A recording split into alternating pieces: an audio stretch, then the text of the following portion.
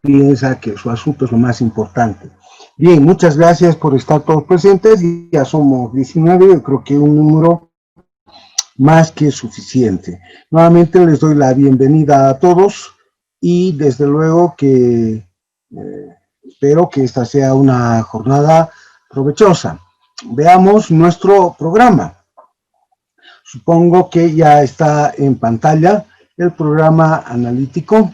Lo que hoy día vamos a revisar son los principios, ¿no? Vamos a ver, especialmente nos vamos a detener en el de libre participación y en el de transparencia. Además, ingresaremos al artículo donde tenemos las principales denominaciones, los términos que se emplean en el ámbito de la contratación estatal. Asimismo, veremos el régimen de los precios, si es que nos alcanza tiempo, y desde luego que terminaremos de ratificarnos, también si nos alcanza tiempo, la importancia del reglamento específico del que habíamos hablado el día de ayer. ¿Revisaron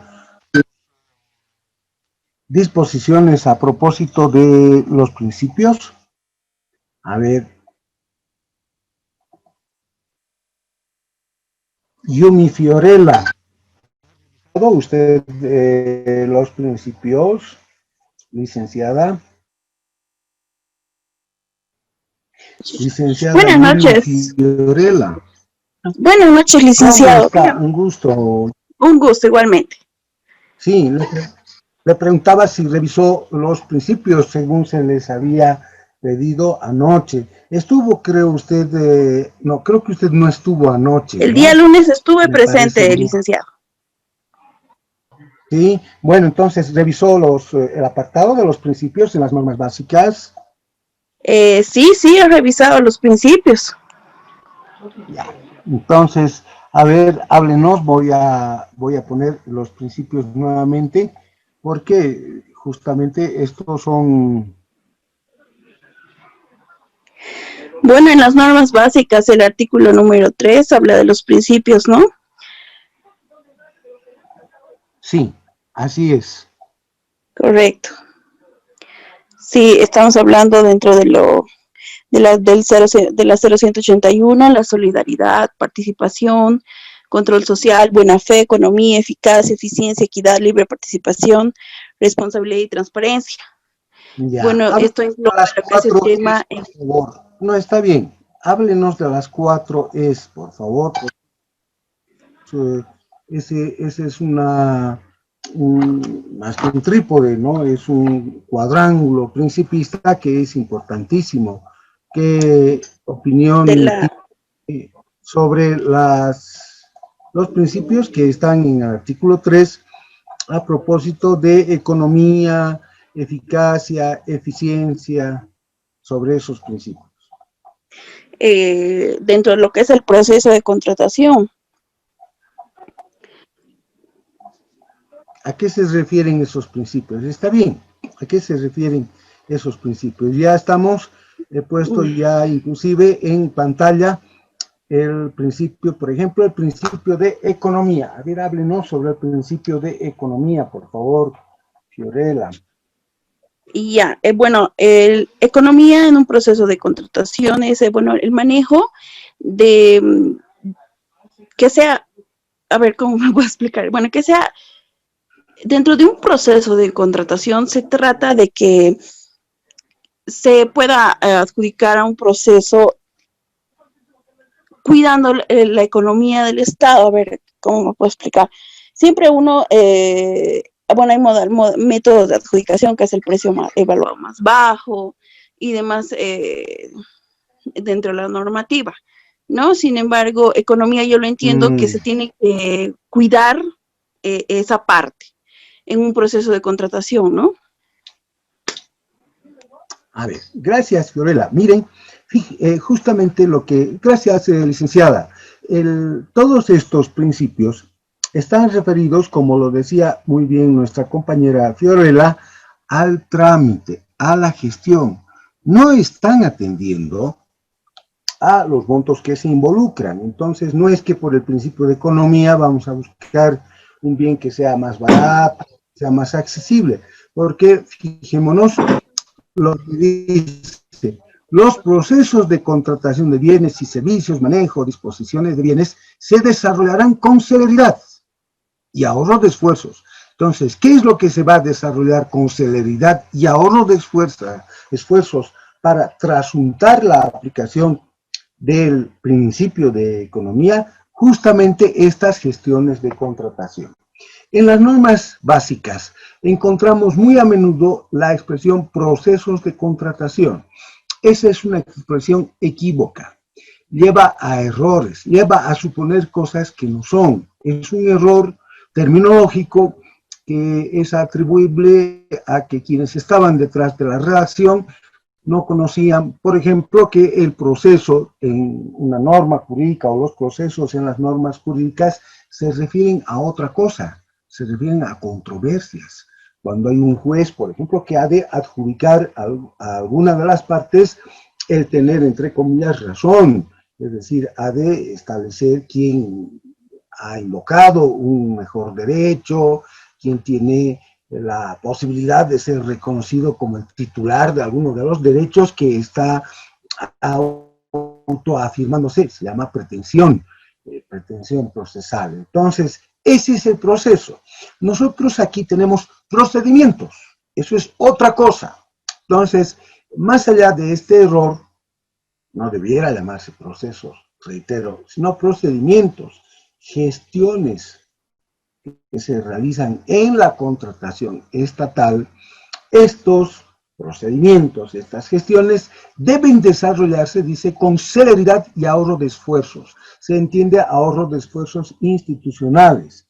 Entonces, este es un punto bastante importante en cuanto a que si nosotros no cuidamos esos esfuerzos institucionales, es posible que si ese procedimiento de contratación se frustra, que anoche hablábamos, entonces esa responsabilidad podría sernos atribuida a nosotros, porque hay un gasto, hay publicaciones, se convocó a no sé quiénes, se contrató a alguna consultora, digamos, para que pueda guiarnos a la hora de diseñar inclusive un documento base de contratación, si es que si es que habían especificaciones técnicas muy importantes que no se podían soslayar. Entonces, tanto, y ahora ya avanzo, economía, eficacia, eficiencia y equidad, estas 4 pautas directrices están referidas a la gestión. No están referidas, ¿no?, al contenido de los contratos que se vayan finalmente a acordar, a los montos que estuviesen involucrados, si es que vamos a atender el principio de economía. En cuanto al principio de eficacia, a ver, le preguntaremos a alguno otro de nuestros compañeros. Jenny Lourdes, ¿qué es eficacia? ¿Qué es eficiencia?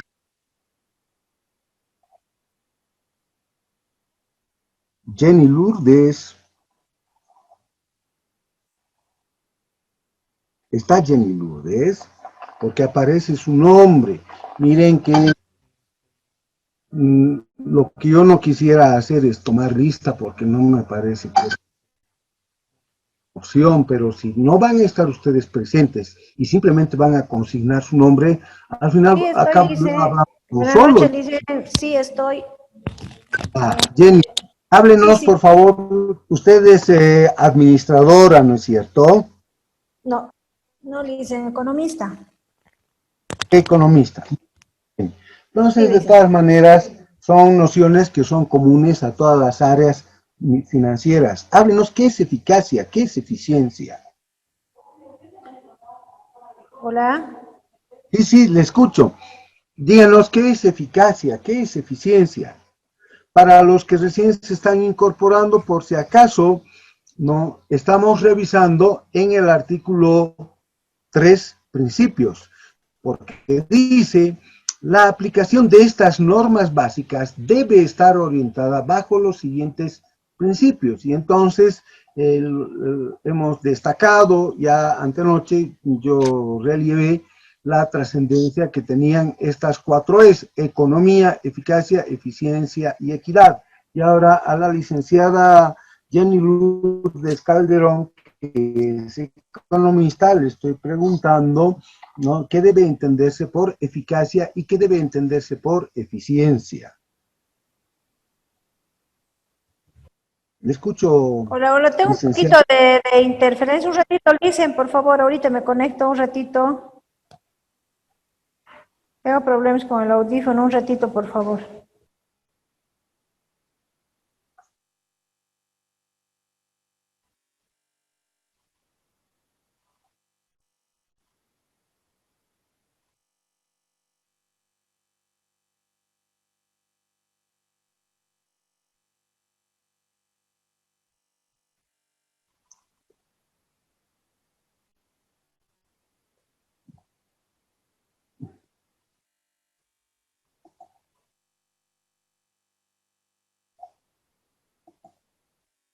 A ver, a Jenny le haremos después alguna otra pregunta. Díganos, licenciada, licenciada Lizarazu. ¿Está la licenciada Lizarazu, Gabriela Lizarazu? Sí, doctor, buenas noches, aquí estoy. Buenas noches. Usted sí es administradora, ¿no? Sí, yo soy administradora.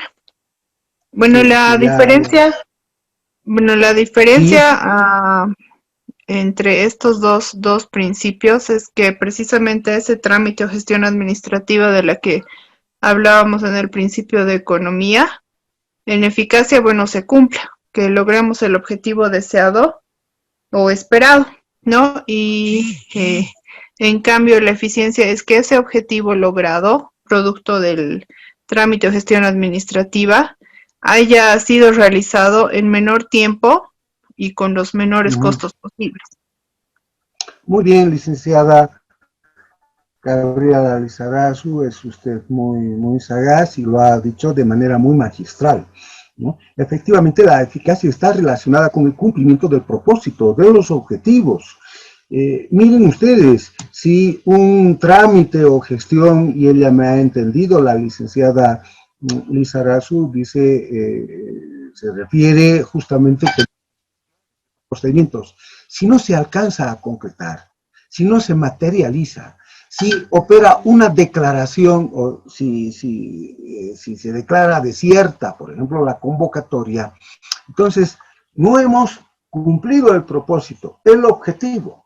Y es muy posible, a eso es a lo que estoy yendo, que ello incluso pueda irrogar responsabilidades, porque claro, no se ha alcanzado lo que queríamos hacer. Miren ustedes que todos estos están referidos, estos principios, a la gestión, al trámite. Miren, eficacia, los procesos de contratación, eficiencia, los procesos de contratación.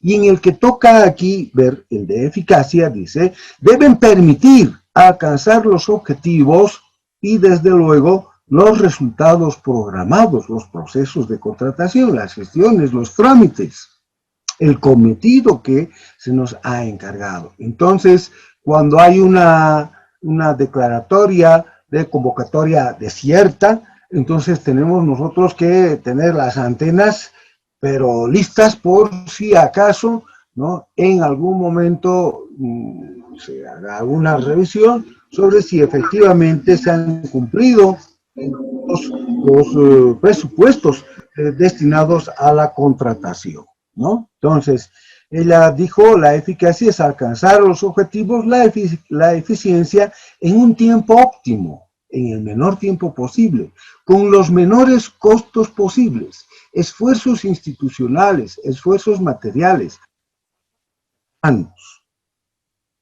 ¿Quién es de nosotros abogado? Hay un abogado, ¿no? Creo que estaba en el interior del país. Nosotros estamos en La Paz. Soy yo, doctor. ¿Qué se llama usted? Dante Soto. Doctor Soto, a ver, ¿qué es equidad?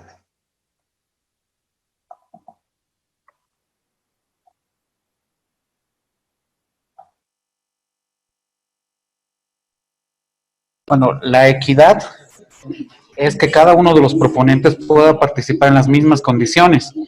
Esto se refleja, hay una diferencia entre la igualdad y la equidad.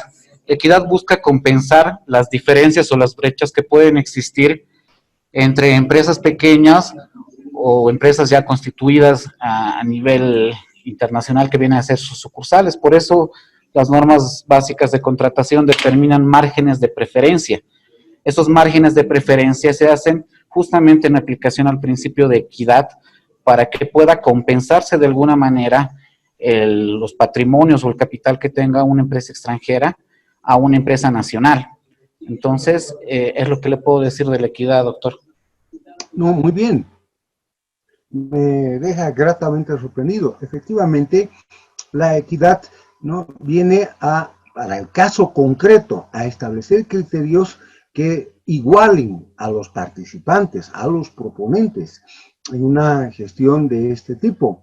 Aquellos que están en menores condiciones, tienen menores facilidades, sea, como lo ha dicho nuestro compañero, ¿no? No tienen, por ejemplo, suficiente capital, son productores nacionales, digamos, y no tienen o no están en las mismas condiciones que un fabricante, que un oferente, que un proponente de bienes en el exterior. Entonces la ley acude a favor de ellos y por equidad les reconoce, ¿no? Les reconoce mayores facilidades, entonces compensa. Estoy empleando muy a propósito términos de entendimiento más llano. La equidad jurídicamente no es sino atribuir criterios de trato desigual a quienes no están en igualdad de condiciones. Pero bueno, en un lenguaje más accesible para todos nosotros, diremos que la equidad en este caso es, ¿no?, ubicarlos a todos para que todos puedan tener las mismas oportunidades o puedan tener oportunidades de alcanzar a participar en estas gestiones de contratación. Y justamente el siguiente principio, el de la libre participación, es el que está, es el bien jurídico, o si ustedes quieren, ¿no?, el punto central en el que nosotros nos reflejamos como en un espejo. Queremos que todos participen libremente, el mayor número posible. Por supuesto que eso no podrá ser alcanzado como lo quisiéramos en un escenario ideal, pero hasta donde se pueda, porque hay un costo formal, o un costo que en los trámites de carácter administrativo que resulta de estar en la legalidad, en la formalidad. Seguramente más de algún economista podría hablarnos incluso horas sobre los costos de la formalidad, el tener los papeles en orden, el estar en posibilidades de presentarse incluso a convocatorias al primer momento, ¿no?, tener garantías listas. Todo ello supone un esfuerzo patrimonial por parte de quienes quieren suministrar o quieren proveer servicios o bienes al Estado o a las entidades público-estatales. Entonces, hay un costo de la formalidad, ¿no?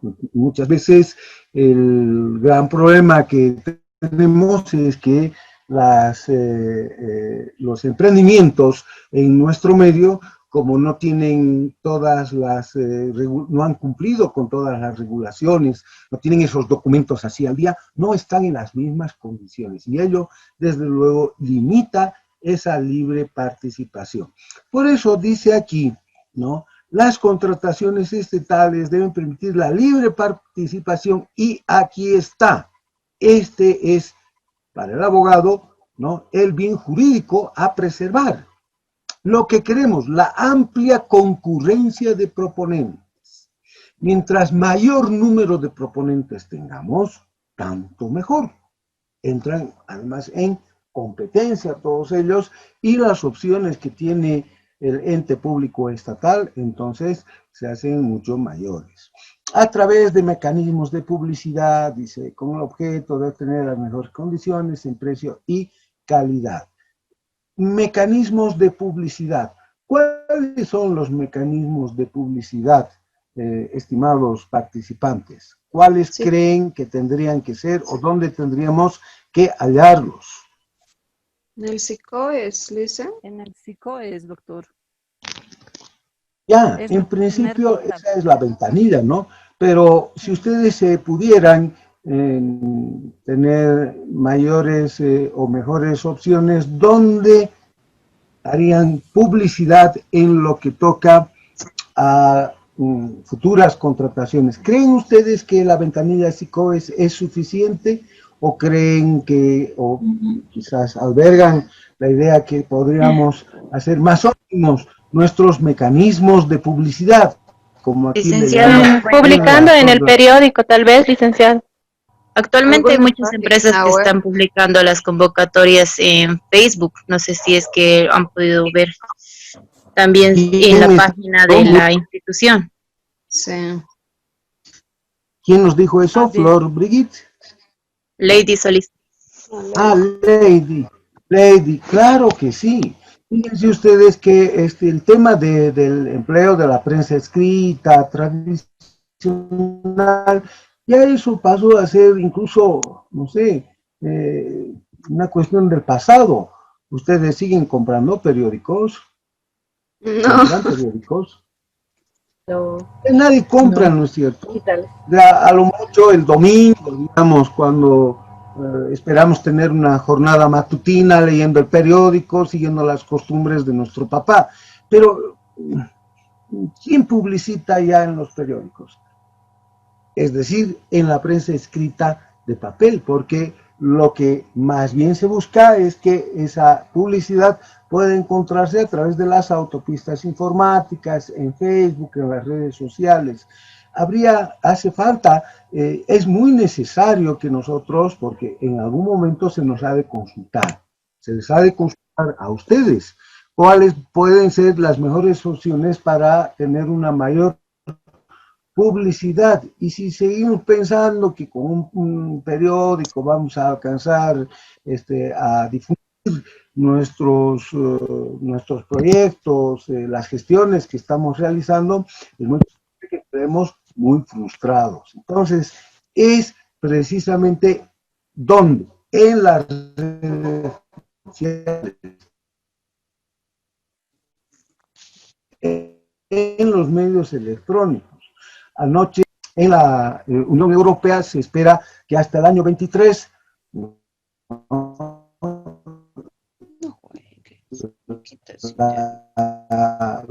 los países hayan alcanzado a electronificar sus procedimientos y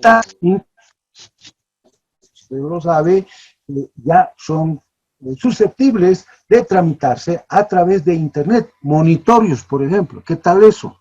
Entonces, nosotros estamos de manera sorprendente, ¿no?, siguiendo y de manera muy atenta, ¿no?, estamos siguiendo esa pauta, esa agenda. AGETIC justamente se propuso ya hace un tiempo atrás el alcanzar esos niveles altos, ¿no?, de gobernanza. La gobernanza electrónica supone, entre otras muchas cosas, el acceder a medios electrónicos que puedan facilitar la comunicación y demás, ¿no? Yo sé que muchos siguen yendo todavía a sus oficinas, pero si algo podemos rescatar de estos días o de estos meses en la pandemia es que nos hemos dado cuenta que podemos muy bien realizar muchos trabajos, muchas actividades desde nuestros hogares. En Singapur no hay ya oficinas. La gente trabaja desde su casa directamente y lo hacen hace varios años atrás, hace por lo menos unos 5 a 10 años atrás. Entonces no hay una oficina así espectacular, el ministerio de no sé qué, ¿no?, porque los servidores públicos o los funcionarios están en sus casas trabajando a través de medios electrónicos. Entonces, volviendo a lo nuestro, la libre participación, ¿no?, implica el dar la posibilidad a que un propósito tan loable como amplia concurrencia de proponentes se materialice. Perdón, ¿alguien quería decir algo? Bien. Responsabilidad. Yo no voy a ingresar a hacer una revisión de los principios que también debieran acompañar a estos, que los tenemos en la ley del procedimiento administrativo. Antenoche yo les decía, fíjense que hay también en el artículo 4, y por si fuera poco, de manera general para todo el ámbito administrativo, tenemos pautas o principios o directrices que están en el artículo 232 de la Constitución. Lamentablemente no podemos hacer referencias a ellos porque eso excedería y con mucho el escaso tiempo que nosotros tenemos aquí disponible. Pero miren, este de responsabilidad está en el artículo 4, aunque bajo la cobertura conceptual de otros principios. Está, no obstante, señalado explícitamente en el 232 constitucional. Háblenos, a ver, Justino Nolasco, sobre la responsabilidad. ¿Qué podemos decir a propósito de la responsabilidad? Buenas noches, Lice. ¿Me escucha? Sí, sí, adelante. Bueno, la responsabilidad de parte, ¿no?, desde el servidor público que debe cumplir todas las normativas, las leyes que están vigentes, y que, bueno, si hace omisión a eso, tiene sus actos, ¿no? Tienen responsabilidad, ¿no? ¿Cuál es la responsabilidad que se atribuye a los servidores públicos? La responsabilidad por la Función pública. Muy bien, por la función pública, Decreto Supremo 23.318A. Pero fíjense ustedes, y en especial creo que hay dos auditoras y alguna contadora pública autorizada. Y también vale para nuestro compañero abogado, en general para todos. Resulta que el tema de la responsabilidad está recién comenzando a trabajarse en nuestro país. De la responsabilidad que aquí estamos haciendo, o la que aquí estamos haciendo referencia, es la responsabilidad frente al Estado, que en nuestro sistema jurídico se llama y se denomina la responsabilidad por la función pública. En la denominación más técnica, o al menos consagrada en la experiencia comparada, es la responsabilidad frente al Estado. Pero ese es apenas un camino de ida. Por supuesto que es un camino con muchísimos conceptos que hay que manejar de por medio. ¿Quién es nuestra contadora autorizada? Antenoche me presentó ella así. Era una licenciada bastante joven.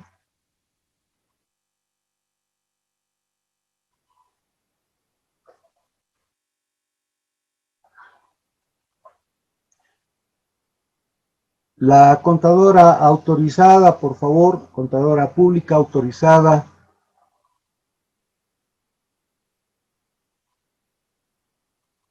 ¿Esta es Gabriela?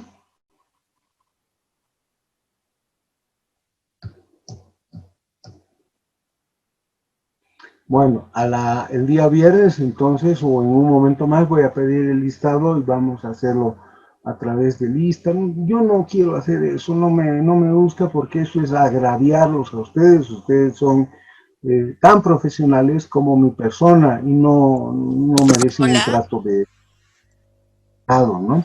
Sí, dígame, adelante. Hola, Lice, sí tenía un problema con el audio, no podía, no funcionaba. Soy yo. ¿Y a quién es? ¿Cuál es su nombre? Soy Gabriela Chino, yo soy la que es contadora pública autorizado. Ah, ya, muy bien. Entonces, como contadora, ¿cuál es esa responsabilidad que las normas básicas están aquí consagrando y que de manera general tenemos en la normativa, en la ley SAFCO, por ejemplo, y en el decreto 23.318A? Me refiero a una cuádruple vertiente de atribución de responsabilidad. cuáles son esas 4 responsabilidades. Responsabilidad, sí. Civil, penal, administrativa y... la otra ya no recuerdo. Y ejecutiva, ¿no? La que Ejecutiva, tiene, exacto. nunca más se olvide, Gabriela, porque esa es la responsabilidad que en un procedimiento, en una gestión de contratación, ¿quién es el que tiene la mayor responsabilidad? ¿Quién por definición asume? Muy bien, la máxima autoridad ejecutiva. Entonces, ahí tiene una responsabilidad, tenemos una responsabilidad ejecutiva de entrada. En la contratación estatal, entonces, la máxima autoridad ejecutiva es la principal, aunque no la única, responsable. Bueno, lo que yo quería decirles es lo siguiente, así como, ¿no?, tenemos mecanismos que establecen esta responsabilidad aquí, a tiempo de la contratación estatal, hay también una otra responsabilidad que aquí no se ha recogido, de la que aquí no se habla, pero que es una responsabilidad que debieran conocer auditores y, desde luego, abogados. Es el camino de vuelta. Así como hay un camino de ida, que es la responsabilidad frente al Estado, la responsabilidad por la función pública, y como nos dijo Gabriela, una responsabilidad civil, penal, administrativa y ejecutiva, hay también una responsabilidad de vuelta, una responsabilidad del Estado frente a nosotros. Entonces, lo que yo quiero decirles, estoy apuntando, es que cuando en estos trámites, en estas gestiones, en estos procedimientos de contratación, algo falla, se desencadenan todas las responsabilidades posibles. Hay responsabilidades, ¿no?, de un lado y del otro lado. Entonces, no les estoy diciendo asústense, ya no duerman más, porque ahora es sálvese quien pueda, sino que en la medida en que un país se institucionaliza, en la medida en que sus instituciones se hacen más sólidas, entonces los criterios atributivos de responsabilidad van también acompañando esa natural y deseable evolución. Yo me acuerdo que cuando estaba yo haciendo mi pasantía en España, ¿no?, los temas de responsabilidad frente al Estado y la responsabilidad del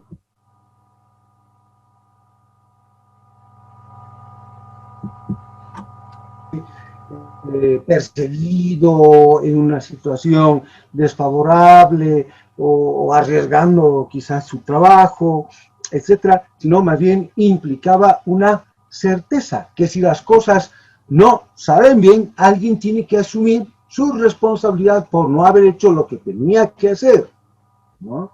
Simplemente concluyo esto para que ustedes puedan tener una idea. En lo que toca al mal llamado proceso de contratación, la máxima autoridad ejecutiva, ¿qué suele hacer al inicio de cada, entre comillas, reitero, proceso de contratación? ¿Tramita él solo o hace algo? ¿Qué es lo que hace generalmente la máxima autoridad ejecutiva? Delega y designa funciones. La reglamentación, sí. Muy bien. Responsabilidades o funciones. Eso, delega. Ahora, ¿eso significará que su responsabilidad desaparece? No. No. Para nada. Se delega funciones, pero no se puede delegar la responsabilidad. Uy, qué bien. ¿Quién lo dijo? ¿Quién lo dijo? Milenka. Milenka. A ver, no la veo a Milenka. Milenka Villa. Lo dijo Milenka Erika. Lo dijo muy bien Milenka, la felicito, ¿no? Lo que se delegan no son responsabilidades, son tareas, son cometidos, ¿no? Bueno, usted lo dijo, son funciones. En el ámbito jurídico reservamos el término función para otras circunstancias que tienen un carácter diferente, pero sustancialmente es lo mismo lo que usted lo ha dicho y lo ha dicho con bastante acierto. Se delegan entonces, ¿no?, ciertas tareas, ciertos cometidos, ¿no?, ciertas funciones, dijo Milenka, lo que no implica que la responsabilidad, ¿no?, vaya a desaparecer. De hecho, ¿no?, la delegación es una de las figuras más importantes en lo que hace, ¿no?, a una intervención incluso multidisciplinaria en lo que hace al obrar administrativo. Es decir, están como ahora en el curso, hay economistas, hay administradores, hay abogados, creo que hay un ingeniero agrónomo, hay informáticos, es decir, todos concurrimos, actuamos sinérgicamente esa nave, ese aparato estatal, y las responsabilidades siguen esa misma línea, siguen esa misma pauta.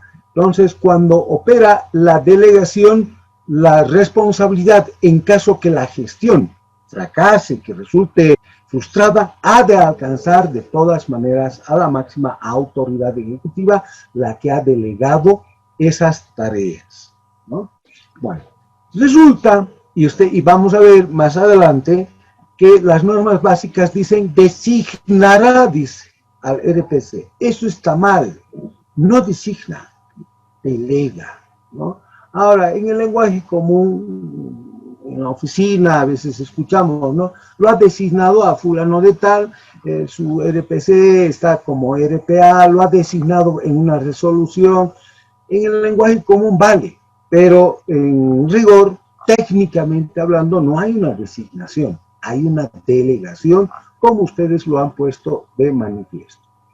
Por si acaso, miren para que vean cómo son las cosas, cómo recién estábamos comenzando a conocer el tema de la responsabilidad frente al Estado, porque la otra del Estado frente a nosotros, aquí ni se habla, y en algún momento yo volveré a tocar ese tema para que podamos advertir la importancia que tiene el vivir en sociedades que desde luego son más complejas, pero en las que la institucionalidad ha avanzado muchísimo más.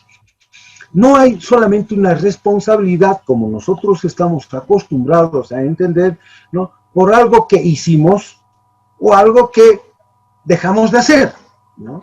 No solamente hay una responsabilidad in comitendo, ¿no?, y la figura inversa, dicen, o la figura que va en paralelo, una responsabilidad in omitendo, es decir, algo que se esperaba que hagamos y no lo hicimos, sino que hay también, miren esto, una responsabilidad in eligendo. Eso todavía no hemos comenzado a trabajar. Auditores, y el auditor interno o las firmas de auditoría en un futuro van a comenzar también a aplicar los criterios de la responsabilidad in eligendo.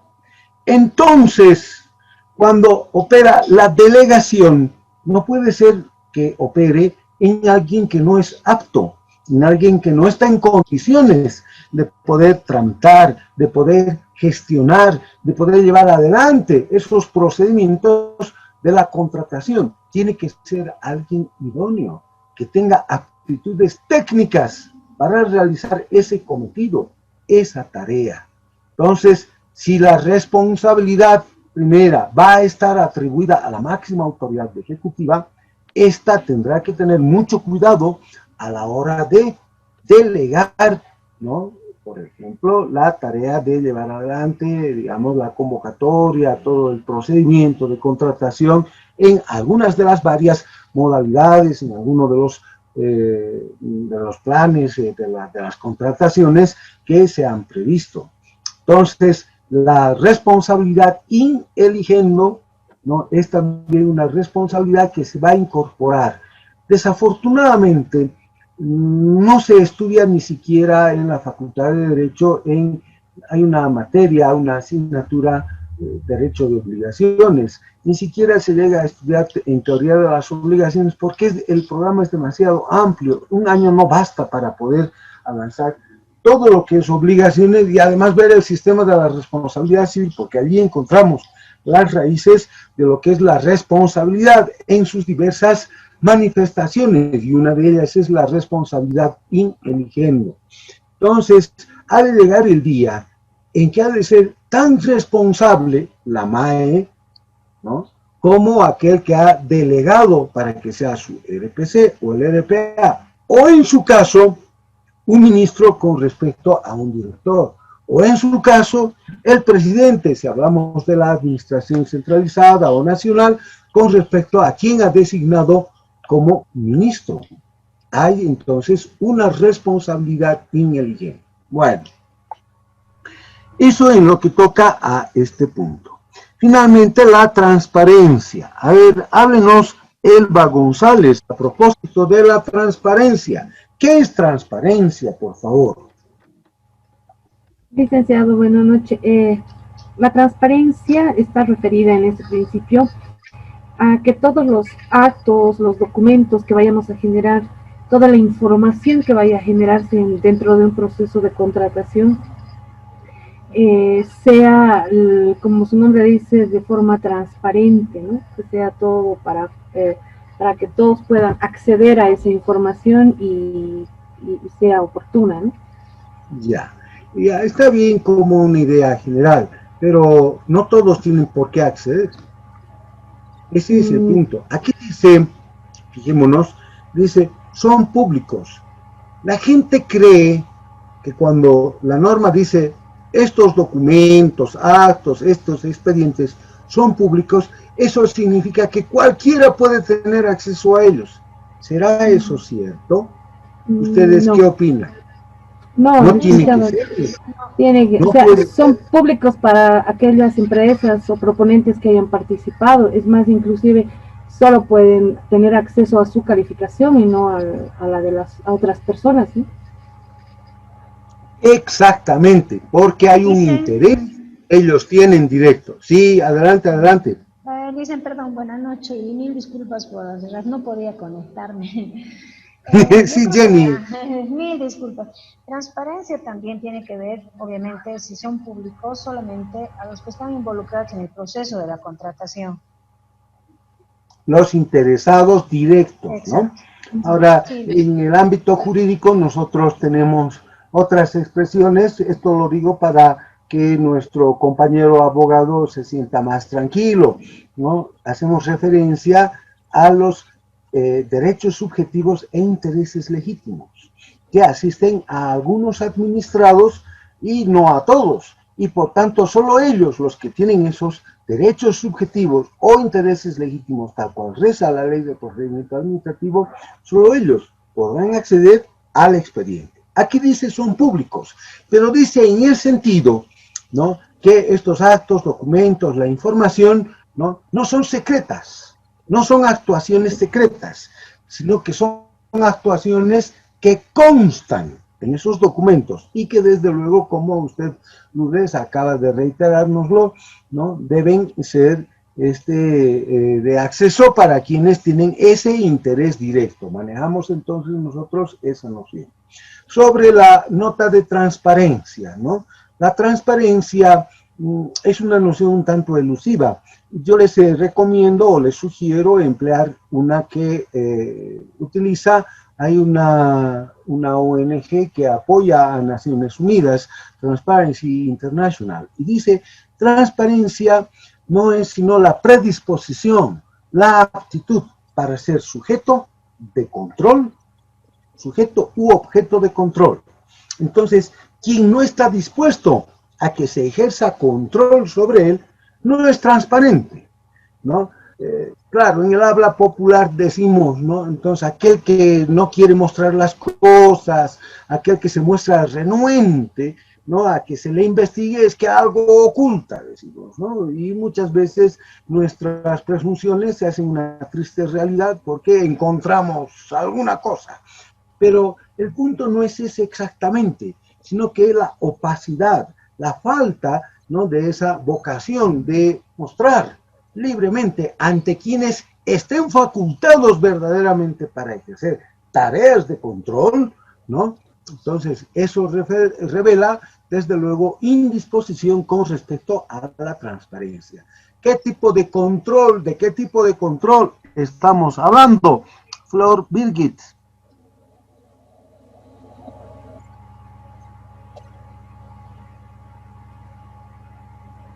Flor Brigitte. Listen. ¿Cómo le va? Muy Hola. bien. Sí, Flor Brigitte, le estaba preguntando qué control, de qué control estamos hablando aquí en la transparencia. Hola. Le estoy escuchando, Flor Brigitte. Listen, no se escucha entrecortado. Su señal no es muy buena. Entonces, ese creo que es el problema que tenemos con lo suyo. A ver, veamos entonces algún otro de nuestros compañeros.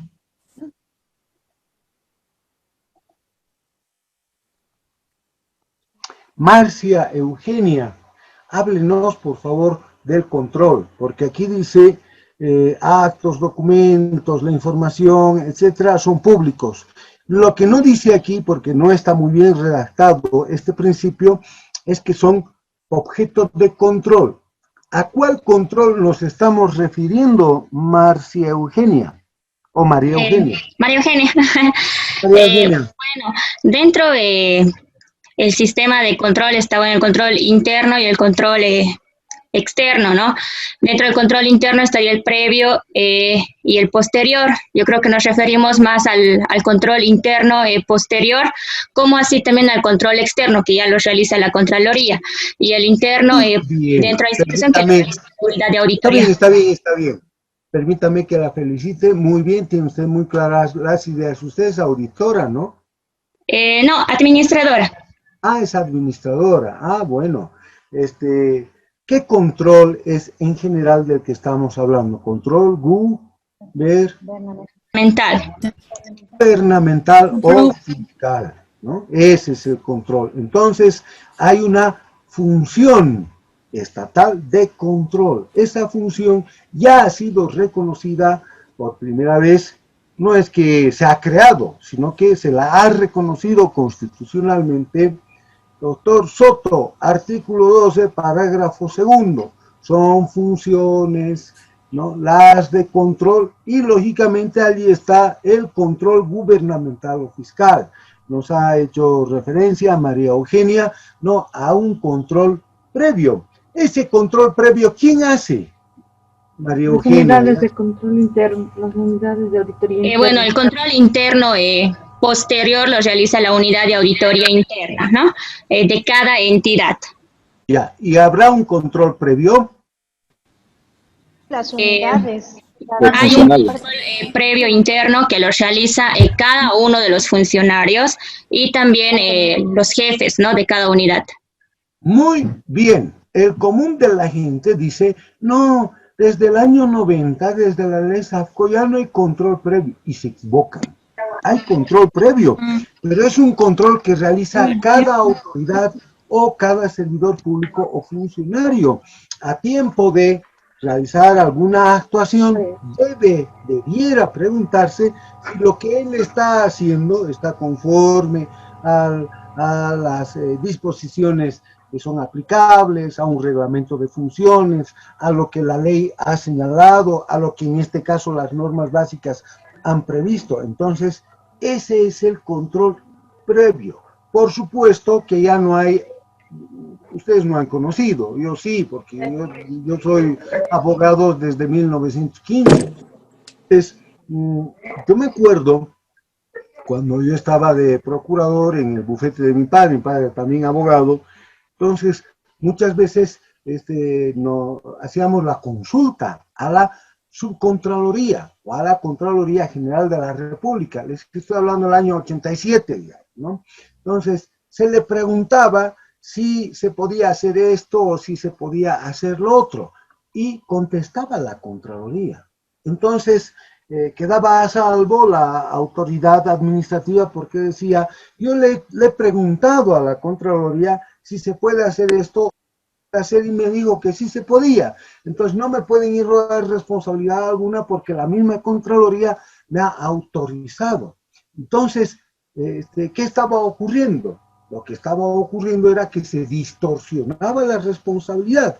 Las autoridades no asumían su responsabilidad y quien acababa asumiendo toda la responsabilidad era la Contraloría. Entonces eso no estaba bien y eso es lo que cambió el año 90 y el control gubernamental o fiscal se hace a partir justamente, especialmente, aunque no únicamente, del control interno posterior, la unidad de auditoría interna, el control externo posterior, ¿no? Una firma de auditores o eventualmente la Contraloría General del Estado, como la denominamos ahora, si es que ha establecido en su POA que ha de visitar la entidad a la que se ha de realizar el auditaje. Entonces, esto es control posterior o control ex post, pero el control previo sí existe y es un control que de manera genérica debiera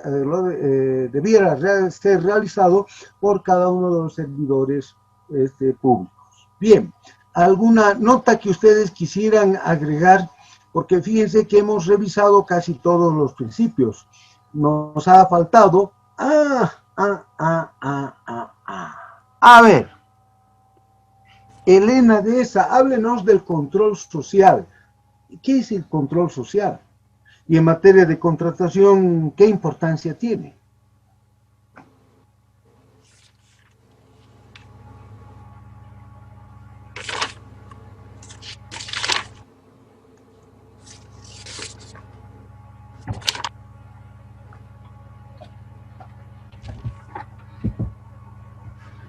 La estoy esperando. Elena. Está Elena Dehesa porque yo veo su nombre.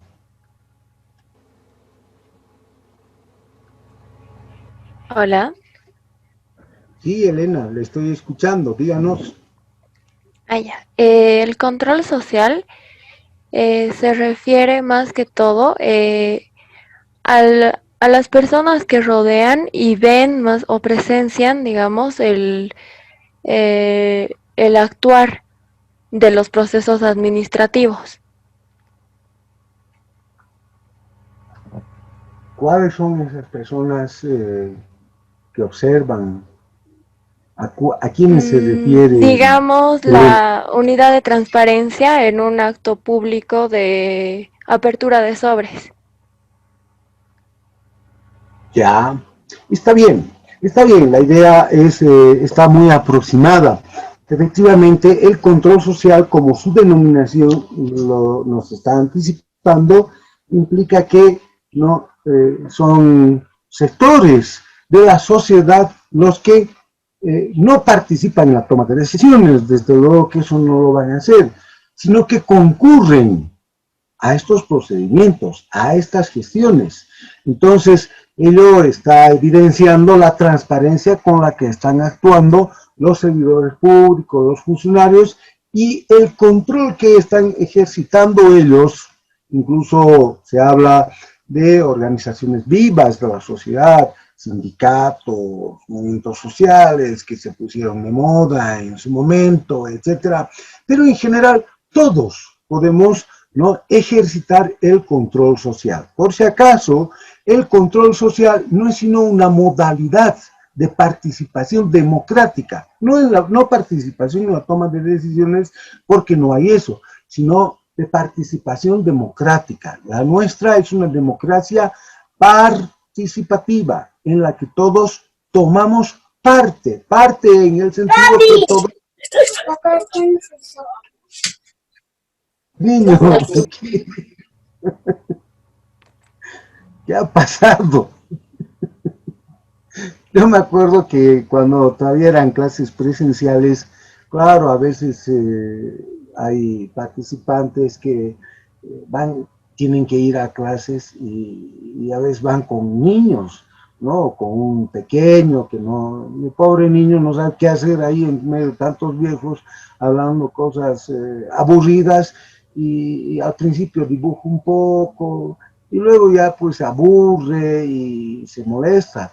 Entonces en algunas ocasiones se tiene que alzarlo yo al niño y estar dando clases, porque así son las cosas, ¿no? Debiéramos tener mayores facilidades para las mamás.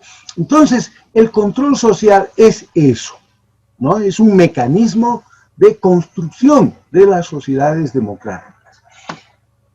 Bien, control social y listo. Yo creo que los demás principios, por ejemplo, este de buena fe, no es un principio, es una presunción, pero en general por eso lo estoy pintando, ¿no? Se ha asumido que actúa como una pauta directriz, como una línea, ¿no?, de el obrar administrativo. Nuestros principios, nosotros tendríamos que tomarlos muy en cuenta, porque no todas las circunstancias en nuestros contratos, en nuestra contratación, las vamos a encontrar previstas en las normas básicas o en el reglamento específico.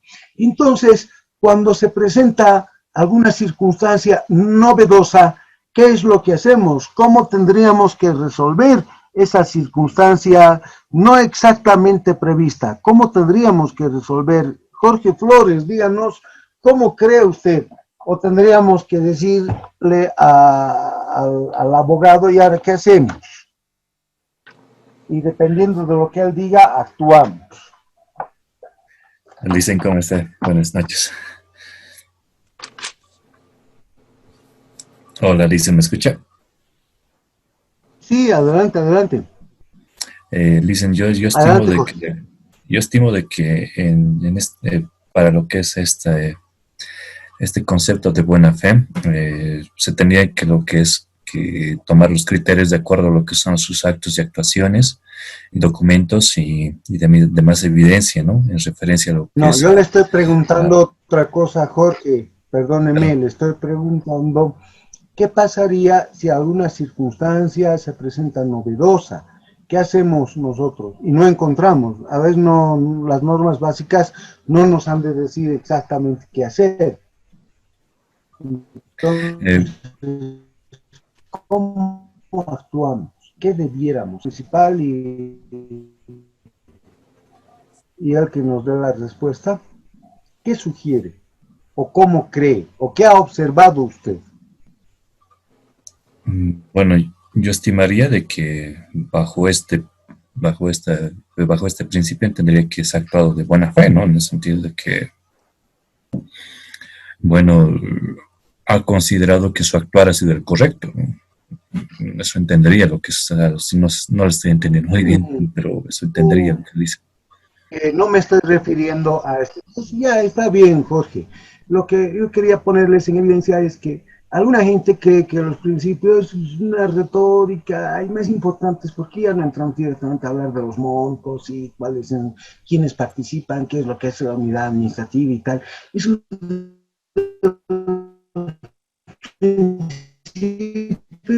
los principios totalmente se equivocan, porque precisamente si nosotros aplicáramos estos principios, no tendríamos necesidad de encontrar respuestas a preguntas que aparentemente no pueden ser respondidas desde las normas básicas, porque, como muy bien sabemos, la vida siempre es riquísima en posibilidades, ¿no? Van a presentarse circunstancias muy diferentes, inclusive más allá de las que están previstas en las normas, en las disposiciones, y entonces no sabríamos cómo resolverlas. En cambio, si nosotros aplicáramos estos principios, estos del artículo 3, los del artículo 4 de la Ley del Procedimiento Administrativo y los que están contenidos en el catálogo de principios del 232 constitucional, no necesitaríamos un decreto supremo, una nueva ley. Si hay algo que no debiera ocurrir es aquello que seguramente alguno de ustedes ha sido testigo. ¿Sabe, señor? Le dicen a un ciudadano, ¿no? Su situación no está prevista en el decreto, así que se va a tener que tramitar un nuevo decreto para él. Eso es absurdo.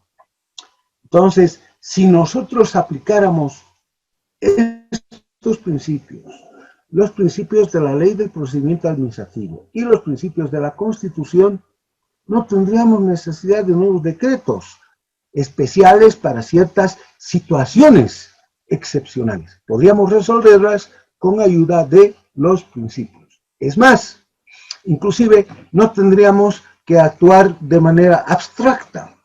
¿Se han fijado en nuestros decretos? Ustedes mismos muchas veces han participado en la redacción de esos decretos. Con esto ya estoy cerrando el punto en lo que toca a los principios. Resulta que nuestros decretos, ¿no?, en sus considerandos, siempre hacen referencia, la Constitución dice, la ley dice, y lo dicen de manera abstracta, general. Las resoluciones administrativas, en realidad los actos administrativos que expedimos bajo formato de resolución administrativa, más que resoluciones administrativas, son actos administrativos. Cuando hay una decisión, una declaración, una disposición, ese es un acto administrativo. En el 99% de los casos dice el artículo no sé qué cuántos de la ley tantos. La Constitución dice esto, pero eso es en abstracto. No toman los casos en concreto, que es lo que nosotros necesitamos. Y si nosotros aprendiéramos a aplicar en concreto estos principios, entonces no tendríamos necesidad de nuevas leyes, nuevos decretos, etc. Y podríamos resolver todas nuestras circunstancias novedosas, esas situaciones inesperadas, con arreglo a estos principios. Lamentablemente, nuestros abogados, ¿no?, en un muy buen número, nuestros abogados razonan de manera muy literal. Si aquí no dice, entonces no existe. Voy a poner mi batería, que creo que no está funcionando, un segundito.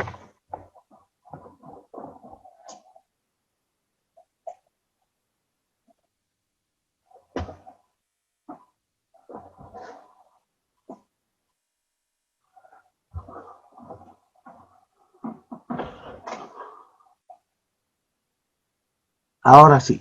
¿Me escuchan? Sí, ¿Me escuchan? Ya. Sí, Lick, se escucha. Les ruego me perdonen, es que pensé que estaba enchufado mi cortapico y no había sido, y ya estaba acabando la batería. Lo que quiero decirles es que un gran error, y uno de los errores que tiene incluso rasgos de tragedia a la hora de aplicar nuestras disposiciones, y las normas básicas no son la excepción, reside en que tenemos una lectura demasiado literal de la ley. Le atribuimos el valor de una partida de cacho de sábado en la tarde. ¿Qué es lo que dicen los jugadores de cacho el sábado en la tarde, cuando ponen su tapete, sacan sus dados y se disponen a pasar una tarde agradable con sus contertulios? ¿Qué es lo primero que dicen? Lo que se ve se anota. Eso, Claudia. Un principio de los auditores. Sí, no quise decir eso. Miren, no tengo yo nada contra los auditores o auditoras. Yo estoy casado con una de su profesión, nos amamos y todo lo que quieran, pero ellos, los auditores, ¿no?, si no ven, no existe, ¿no es cierto? Es parte de su formación, incluso cumple, no cumple, binario, ¿no? Y muchos abogados han imitado esa manera de actuar frente a las normas. Entonces, si no encuentran la solución exacta para el caso que se les ha planteado, entonces ese rato tienen miedo de poder encontrar una solución que estaría ahí a la vista si aplicaran los principios. Y es más, algunos de ellos, digamos, incluso hasta como alumnos me dicen, es que yo tengo miedo que la auditora de mi oficina creo que me mira de rojo, no le caigo bien, me puede decir algo, me puede hacer algo. Es decir, han resignado la posibilidad cierta de interpretar las situaciones jurídicas inesperadas, novedosas, inusitadas, y resolver, encontrar la norma, porque hay una norma. Otra cosa es que no está escrita, pero sigue siendo norma positiva. Esa es una tarea de inferencia, la norma de lege ferenda, la norma que se infiere. La interpretación jurídica va justamente por esa vía. Hay efectivamente, para tranquilidad de algunos o del doctor Soto, que quizás se ponga en guardia y me diga, oiga, pero en materia penal no hay eso. Hay áreas efectivamente en las que esa interpretación está muy restringida. Yo no puedo interpretar exactamente o de la manera más amplia un tipo penal que me describe exactamente una conducta que es merecedora no solamente de un reproche social, sino del reproche del mismo sistema y del juez cuando va a imponer una sanción. Pero en el resto de las otras áreas del derecho, ¿no?, la interpretación es la herramienta, y es la herramienta que está de moda. Los abogados actualmente están estudiando en varios cursos de diplomados técnicas interpretativas para que puedan, ¿no?, suplir algunas lagunas, algunos vacíos normativos o contradicciones que puedan encontrarse en sus disposiciones. Hace un momento les he dicho una de ellas. Dice más adelante, ¿no?, designará, la máxima autoridad ejecutiva designará a su RPC, a su RPA. Eso no es cierto, ese es un error. Eso induce a una concepción equívoca de cómo son las cosas y afortunadamente ustedes, ¿no?, que son muy sagaces, muy inteligentes, inmediatamente han caído en cuenta que no designa, sino que delega, porque las responsabilidades no son soslayadas, se siguen asumiendo responsabilidades de todas maneras. Bueno, esa es la importancia que tienen estos nuestros principios. Perdón, creo que alguien quería decir algo.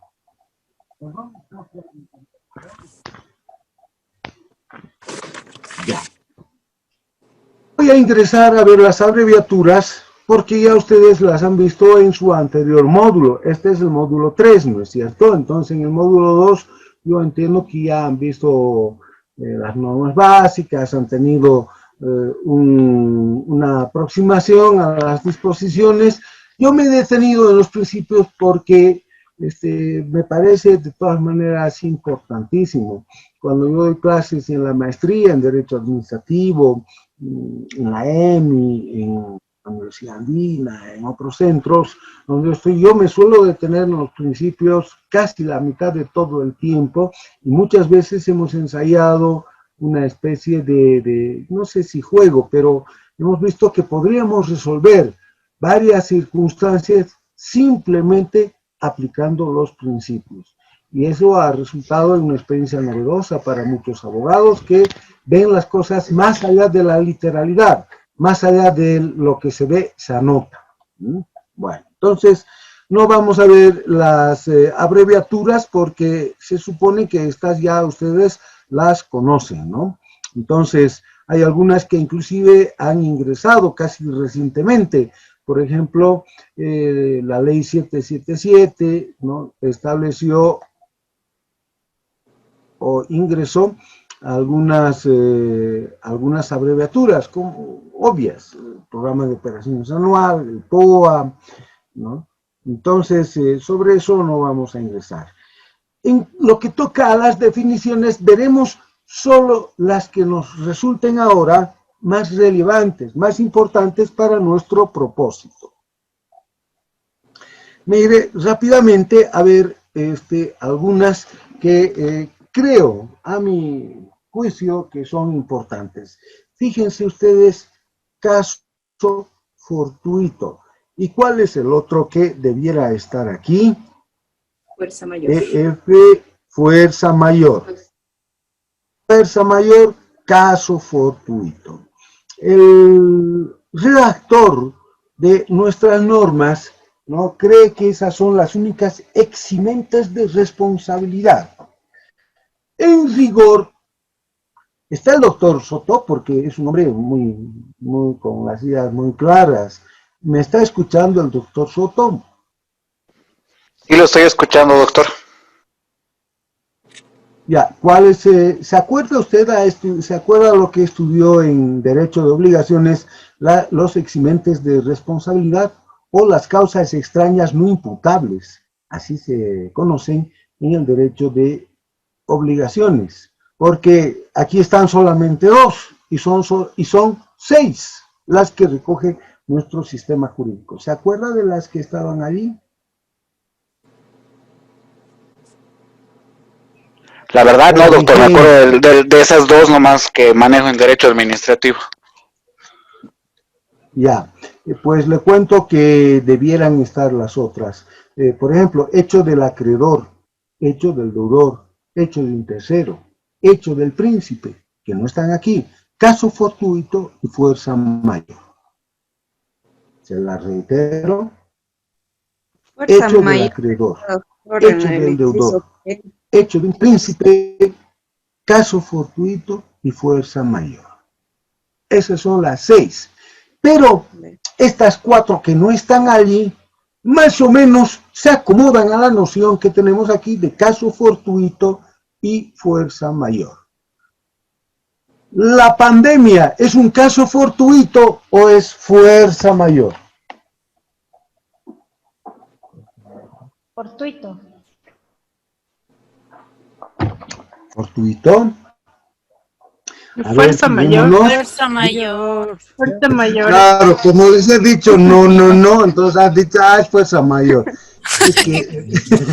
Fuerza mayor es debido a una situación externa, no es atribuible al hombre. Me toman el pelo, ¿no? Ustedes.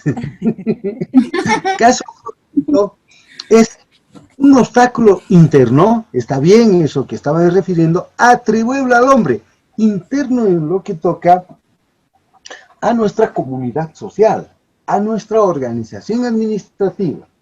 Entonces, un bloqueo, digamos, ¿no?, una huelga de esas que inmovilizan, paralizan toda actividad, no, ese es un caso fortuito. Por eso aquí dice conmociones civiles, huelgas, bloqueos, revoluciones, revueltas, etc. Entonces, cuando el ser humano es el agente que ha desencadenado estos sucesos impeditivos de nuestras tareas, el cumplimiento de nuestras obligaciones, etc. Entonces esto es el caso fortuito. En cambio, la fuerza mayor es un obstáculo, dice, externo a nuestra organización administrativa, externo a nuestra voluntad, al control que sobre las cosas podríamos tener los seres humanos. Imprevisto o inevitable, y fíjense ustedes, que origina una fuerza extraña al hombre, por eso es externo, extraño a nosotros, extraño a nuestras entidades, extraño a nuestra comunidad social. Cayó el meteorito. Bueno, si cayó el meteorito, o sea, eso es fuerza mayor.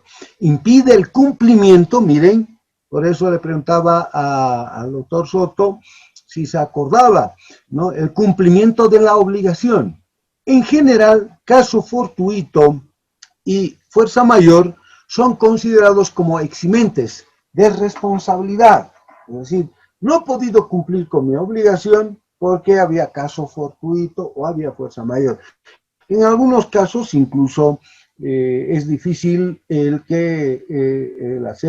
convencer, ¿no?, que la ocurrencia de estas causas extrañas son eximentes de responsabilidad. Y entonces se generan controversias. Por ejemplo, tengo que pagar mis impuestos hasta cierta hora y resulta que cayó el sistema, ¿no? Entonces Es muy posible que ese sea incluso un caso fortuito a los servicios técnicos del banco, los que están a cargo de la plataforma no han realizado reparación o mantenimiento, no han tomado ciertos recaudos, y bueno, o puede ser fuerza mayor, una tormenta y ha dejado sin energía eléctrica, y entonces es muy difícil en ciertas circunstancias el que puedan operar eficazmente como eximentes de responsabilidad. O sea, no es que he incumplido, o si hay un incumplimiento, este es más bien aparente. Lo que ha ocurrido es que se ha presentado una circunstancia, un evento, por eso son causas extrañas no imputables, no imputan responsabilidad. Ese es el sentido de lo que nosotros debíamos entender en lo que toca a estas causales. Porque por lo demás, miren ustedes que las definiciones no son difíciles. Concesión administrativa. A ver, ¿qué es una concesión administrativa? Le preguntaremos. Doctor, una consulta para que no nos deje con la idea. ¿Nos puede hacer una definición breve de lo que nos decía de las otras, como hecho del acreedor? ¿A qué se refiere? Para que no nos deje con la idea vacía. Ah, ya. Sí, bueno, eso es especialmente para abogados. Creo que solamente hay un abogado, el doctor Soto, ¿no? ¿O hay alguien más? ¿Quién más es? Creo que había un otro abogado. Yo, doctor Justino Nolasco. Ah, doctor Justino Nolasco. Entonces creo que son los Leonel dos. Cruz, doc. Perdón. Leonel Cruz, doc. Leonel Cruz. Ah, bueno, son tres. Entonces, para beneficio especialmente de ellos y desde luego de todos ustedes.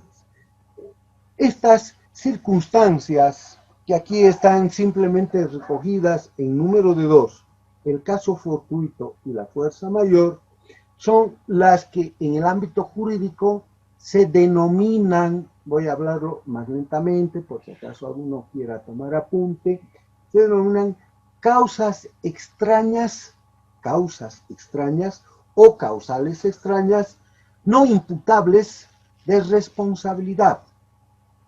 Eso es una doctrina especialmente española, ¿no? En la doctrina, es decir, en el pensamiento jurídico, en la escuela rioplatense, en Argentina, en el Uruguay, se denominan simplemente eximentes de responsabilidad. ¿Cuáles son estas? Bueno, aquí han señalado dos. Caso fortuito, tienen ustedes su noción, no está mal, es una buena noción la que tenemos aquí en las normas básicas. Y fuerza mayor. ¿Cuáles son las otras 4? Las otras 4 son hecho del acreedor, es decir, aquel que espera que se cumpla la obligación a su favor, paradójicamente es quien, ¿no?, impide que se cumpla con la obligación. Un ejemplo, supongamos que yo tengo que recibir la mercadería, mi deudor por si acaso, estimados participantes, la idea de acreedor y de deudor en la contratación en general, y de ello no se exime la contratación estatal, no implica la idea de alguien a quien se le debe dinero. No, esa es una idea común. Esa es la idea que puede tener el señor que está en el kiosco, y bueno, no tiene por qué saber de estas nociones más elaboradas. El acreedor es aquel que espera el cumplimiento de una determinada conducta a su favor. El deudor es aquel que debe realizar esa conducta, ese comportamiento, que debe materializar ciertas actuaciones. Estoy tratando de emplear términos que sean más asequibles, que no sean estrictamente jurídicos. Entonces, estaba ensayando un ejemplo. Supongamos que yo soy un comerciante y hay un importador que tiene que hacerme llegar mercadería al negocio que yo tengo, supongamos que yo vendo, no sé, pues material de cocina, ollas, trastos, cubertería, tramontina, etcétera. Entonces, ¿no? Yo soy acreedor con respecto al señor importador que tiene que hacerme llegar la mercadería, hemos acordado que me la va a poner en mi local comercial. O en todo caso en los depósitos allá en el alto y yo tendré que ir a recoger. Y cuando voy a recoger no ha llegado la mercadería. Entonces hay un incumplimiento, ¿no es cierto? El deudor no ha cumplido. No es que el deudor me debe plata.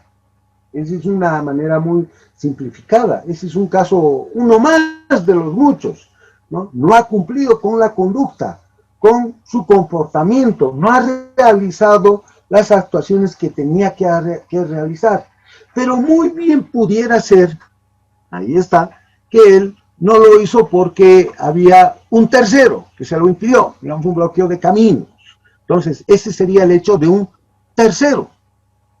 Ahora, hecho de un tercero, hecho del acreedor, ya, yo soy el más interesado. Resulta que el día que tendría que ir a recibir la mercadería, yo no voy. O por alguna razón estoy disconforme con la calidad de la mercadería que se me ha anunciado que va a llegar, ¿no? Entonces, le rechazo el cumplimiento de la obligación, le rechazo la entrega de esa mercadería. Entonces, yo que soy el acreedor, aquí estoy impidiendo el cumplimiento de la obligación. Entonces, ese es el hecho del acreedor. Hecho del acreedor, hecho de un tercero, hecho del deudor, ¿no? En algunos casos, el mismo deudor, por circunstancias propias de él, ¿no? No puede cumplir con su obligación.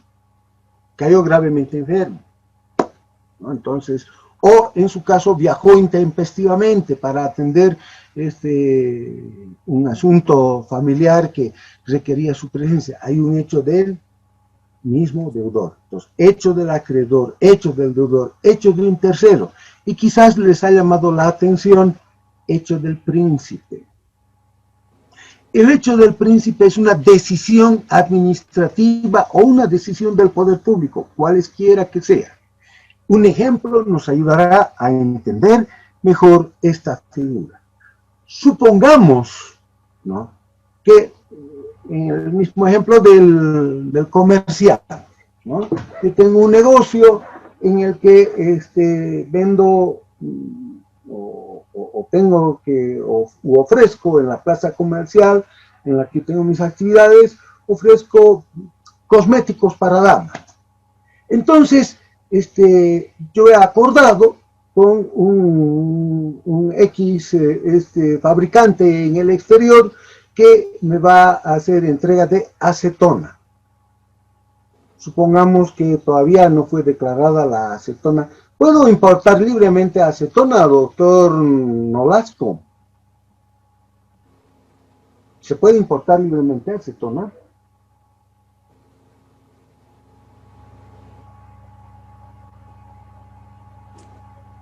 Doctor, ¿viste? Es abogado, ¿no? ¿Puedo importar libremente acetona?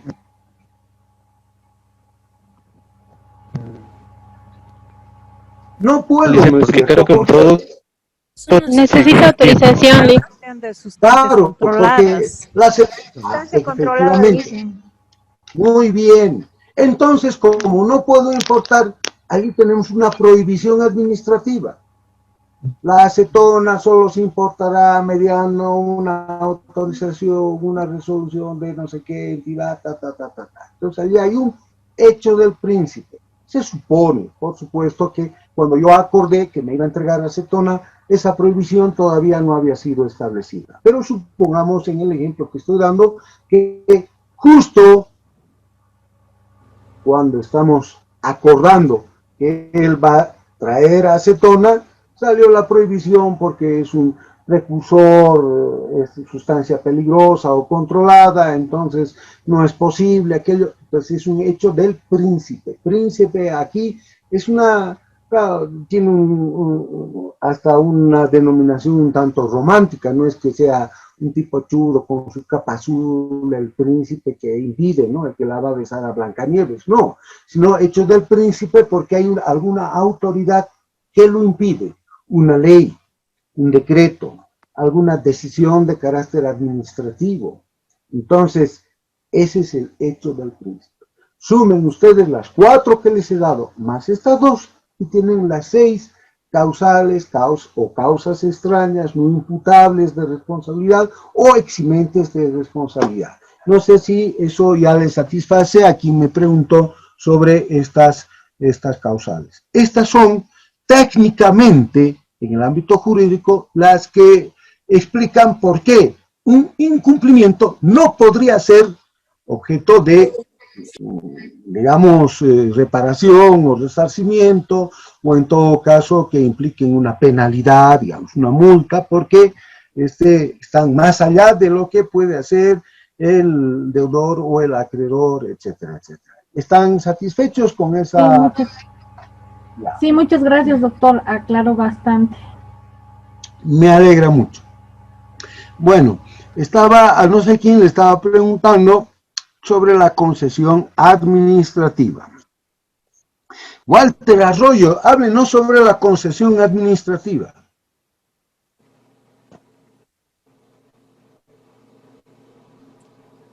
En los 2 últimos minutos. Ya. La concesión administrativa en realidad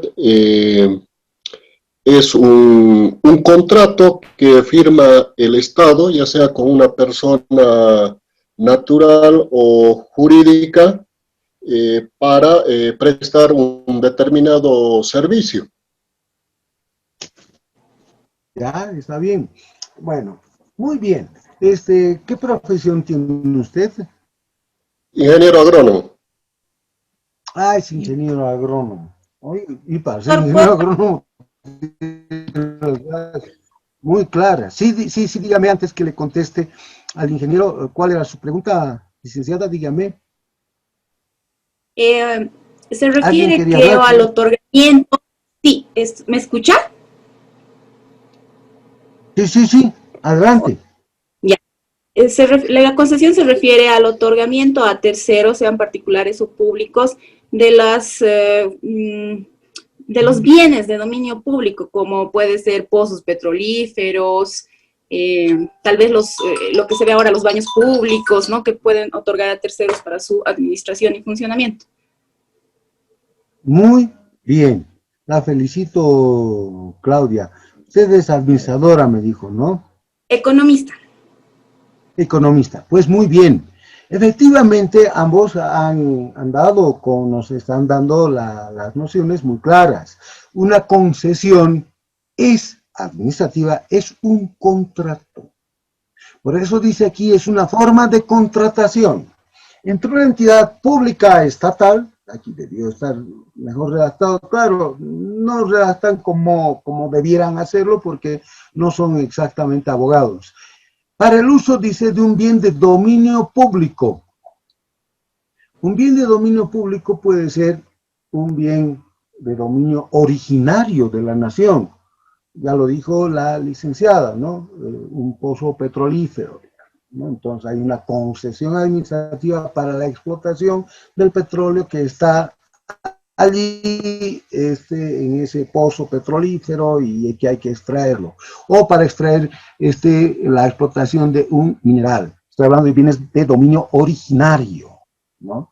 O en su caso, bienes de dominio eminente. Miren cómo estoy empleando otros términos. En los bienes de dominio o los bienes de dominio eminente son aquellos que son resultado del obrar humano. En cambio, los de dominio originario son de la naturaleza. Entonces, del dominio eminente, un aeropuerto, un camino, un puente, ¿no? Entonces, estos son de dominio eminente del Estado. O en su caso, dice, para la prestación de un servicio público. Ejemplo, ¿no? Para la prestación del servicio público de señales de televisión por cable. Entonces, Cotel TV tiene una concesión administrativa para la prestación del servicio público de señales de televisión por cable. ¿Eso dónde consta? En un contrato administrativo. Ese es un contrato administrativo. Permítanme robarles unos segundos más de su amable atención, ¿no? No todo lo que contrata un ente público, y debiera ser un ente público o ente público estatal, es un contrato administrativo. Ese es un error. Ese es el más grande error y el más grande equívoco, desde luego, que tenemos en nuestras disposiciones administrativas. A tal punto, ¿no?, que es Bolivia el único país en Sudamérica, y creo que en el mundo, ¿no?, que cree, o en el que creemos, que hay contrato administrativo, ¿por qué lo firma la administración o el Estado? Y no es así. Hay contratos que se pueden celebrar, ¿no?, entre el Estado, algunas administraciones, que no son contratos administrativos per se. Exactamente no lo son. Por ejemplo, y uno de ellos lo tenemos en las normas básicas, que no lo vamos a estudiar porque nosotros hemos visto o hemos señalado simplemente los dos primeros títulos. Pero, por ejemplo, el contrato de arrendamiento, que está más adelante, ese lo ven otros servidores públicos, nosotros no lo vamos a ver en nuestro diplomado, y ese en puridad, en rigor, en estricto sentido de lo que debe entenderse por un contrato administrativo, no lo es. Es un contrato de derecho común. Entonces, para beneficio de esos tres abogados que son mis colegas, yo les sugiero a ver si pueden revisar algo, darse una vueltita por Google para ver contratos administrativos versus contratos, ¿no?, de derecho común o actos de la administración en el derecho administrativo. Esa distinción la hay en el resto de los países, nosotros no la hacemos, y eso revela el retraso que tenemos institucionalmente, el retraso que tenemos en nuestra legislación, y desde luego la gran responsabilidad, entre comillas, que debieran asumir los abogados que han resignado el participar activamente en la redacción de las normas básicas y que han confiado esa redacción a los auditores, a los administradores, no porque ellos vayan a hacer mal las cosas, no tengo nada contra ellos, sino porque no están en condiciones de fijar con la precisión técnica que debieran tener estas nuestras disposiciones.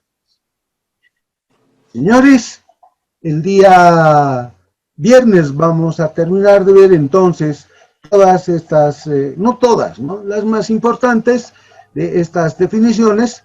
Me voy a detener en especial, por si acaso, en la letra R, vamos a ver, reglamentos específicos, pero lo que a mí me interesa son algunas referencias que vamos a ver más allá, a propósito de los precios. Entonces, les invito a que podamos nosotros ir a descansar, y por supuesto